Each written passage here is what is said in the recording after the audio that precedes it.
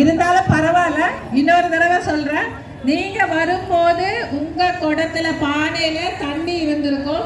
அந்த தண்ணியை கீழே ஊத்திட்டு புது தண்ணி வச்சுக்கோங்க பொங்கல் வைக்கிறதுக்கு.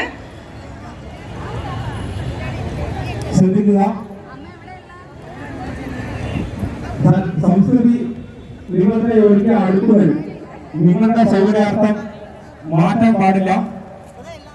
അടുത്തടുത്ത് ഇരിക്കാൻ വേണ്ടി അടുത്തടുത്ത് അടുപ്പ് വെച്ചാൽ അടുത്തുള്ളവരുടെ സാരിക്ക് തീ പിടിക്കും. അതുകൊണ്ട് തന്നെ അടുപ്പുകൾ മാറ്റാൻ പാടില്ല. ദയവേത് ഒന്നും ചേച്ചി ഒന്ന് തമിഴിൽ പറഞ്ഞു കൊടുക്കണം. அடுப்பு எப்படி நாங்க வெச்சு கொடுத்தோமோ அதே மாதிரி வெச்சிடுங்க. ஏன்னா நீங்க பக்கத்துல உங்களுக்கு ஏத்த மாதிரி வெச்சுக்கிட்டீங்கன்னா அது நெருப்பு ஏதாவது தெரியாம உங்க மேல படுறதுக்கான வாய்ப்புகள் இருக்கு.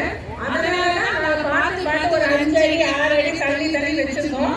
தயவு செய்து எங்க கூட கொஞ்சம் கோஆபரேட் பண்ணி இந்த பொங்கல் நிகழ்ச்சியை அருமையாக நடத்தி தருமாறு தாழ்மையுடன் கேட்டுக்கொள்கிறேன்.